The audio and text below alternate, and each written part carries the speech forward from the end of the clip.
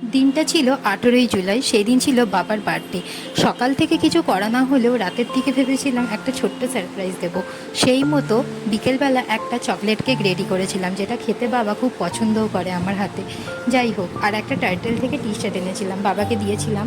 বাবা মুখে কিছু না বললেও বাবার হাসিটা দেখে বুঝেছিলাম বাবা খুশিই হয়েছে। এরপর পরিবারের সকলে মিলে দিনটা সেলিব্রেট করলাম। এখানে মা, বাবা, দিদি, জামাইবাবু, আমি, ও আর আমাদের ছোট্ট পুচকিটা ছিল না শুধু বোনকে মিস করলাম। আশা রাখি নেক্সট ইয়ার সবাই একসাথে থাকবো। এরপর নেক্সট ডে সোনামায়ের 4 মান্থ কমপ্লিট করে 5 মান্থে পড়লো। প্রতিবারের মতো এবারেও কিছু না কিছু থিম করে ওকে ফটোশ্যুট করব ভেবেছিলাম। তো কি করব আগে থেকে কোনো আইডিয়া করা হয়নি, এটাই হয়ে গেছে সমস্যা। তার জন্য অনেকটাই দেরি হয়ে গেছে সবটা। তো কি করব ভেবে পাচ্ছিলাম না, কিন্তু বৃষ্টি পড়ছিল। তার জন্য ভাবলাম বৃষ্টিরই একটা থিম করে নিই। সেই মতো পেপার কাটিং সব কিছু রেডি করা শুরু করে দিলাম।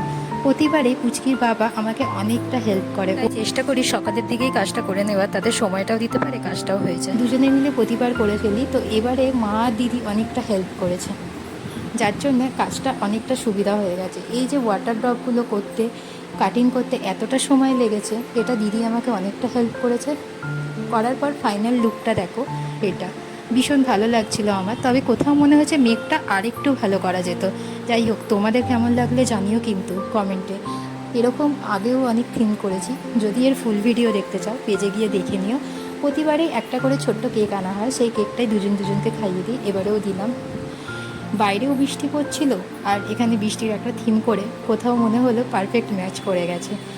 এবারে করেও ভীষণ ভালো লাগলো। এরকম প্রত্যেকবারে একটা করে আমি থিম করে থাকি। তোমাদের যদি এরকম ভিডিও ভালো লেগে থাকে অবশ্যই লাইক, শেয়ার, সাবস্ক্রাইবটা করে দিও।